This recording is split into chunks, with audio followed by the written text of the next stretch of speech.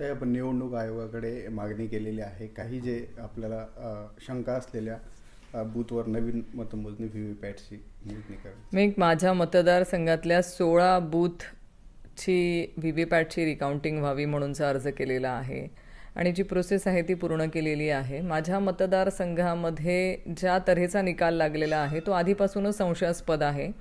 मी आधी पण बोलले आहे की माझ्या मतदारसंघामध्ये निकालाच्या 2 दिवस आधी एक यादी सोशल मीडियावरती फिरत होती आणि ज्या यादीमध्ये समोरच्या उमेदवाराच्या लोकांनी ज्या यादीमधल्या आम्हाला एवढं मतदान मिळणार आहे ची गॅरंटी व्यक्त केली जात होती आणि त्या माध्यमातून ती सोशल मीडियामध्ये फिरत होती. त्या यादीमधलं मतदान आणि नंतर निकाल लागल्यानंतरचं त्याच बूथवरचं मतदान हे तंतोतंत कसं काय जुळतंय ह्या बाबतीमध्ये संशय आपल्याला येतोय. कारण जिथे फक्त 5-10 मतं इकडे तिकडे जर पकडलीत आपण तर प्रत्येक बूथवरती जो त्या लोकांनी अंदाज व्यक्त केलेला तसाच निकाल माझ्या प्रत्येक बूथवरती लागलेला मला बघायला मिळाला आहे. हे संशयास्पद आहे. असा अजून कुठलाही ज्योतिषी जन्माला आलेला नाही की तो 2 दिवसानंतर जाहीर होणाऱ्या निकालाच्या बाबतीमध्ये एवढं परफेक्टली जाहीर आकड्यांसहित सांगू शकेल.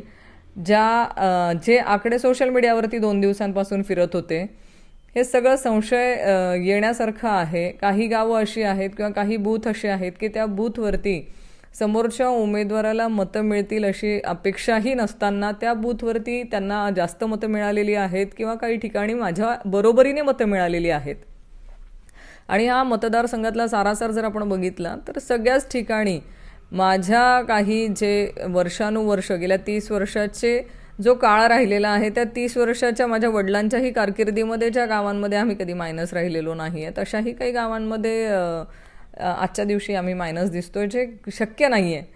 लोक कुठली लाट आली किंवा कुठलं योजना आली म्हणून लोक बदलत नाहीत. लोकांचा एक भावनिक आपल्याबरोबरचं जे जोडलं गेलेलं नातं असतं ते नातं कुणीही एवढ्या लवकर तोडत नाही. पण जे समोरच्यांकडनं सांगितलं जाते लाडकी बहीण असेल किंवा इतर योजना असतील माझा त्यावर विश्वास नाही.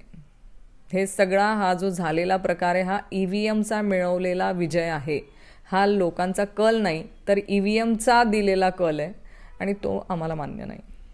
आताही राज्यामध्ये अनेक ठिकाणी आता काँग्रेस किंवा विरोधी पक्ष या संदर्भात आंदोलनाच्या भूमिकेत येणार आहेत. आपलंही काही तसं आहे का मतदारसंघ?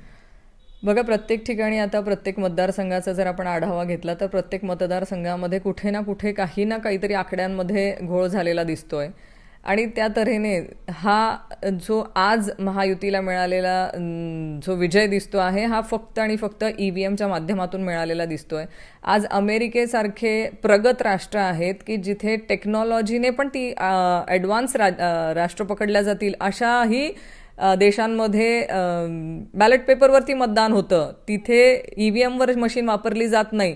पण आपल्याच भारतामध्ये EVM मशीन वापरण्याचा एवढा अट्टहास का केला जातोय?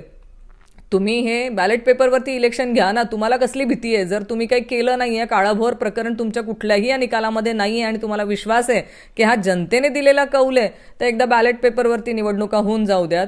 आम्हालाही बघायचं आहे की लोकांचा तुमच्यावर विश्वास आहे की आमच्यावर विश्वास आहे. हा EVMमध्ये केला गेलेला सगळ्यात मोठा भ्रष्टाचार म्हणता येईल किंवा आपण म्हणतो अफरातफर केली गेलेली हा प्रकार आहे. हे नक्की याच्यातनं दिसतंय. नाहीतर केंद्र सरकार त्यांचं आहे, राज्य सरकार त्यांचं आहे. त्यांनी निवडणुका ह्या परत एकदा पेपरवरती बॅलेट पेपरवरती घेऊन दाखवाव्या जसं अमेरिकेसारखे प्रगत राष्ट्र घेत आहेत. त्याच्यामध्ये कुठली कमी नाही आहे. आपण आज अमेरिकेच्या खूप मागे आहोत.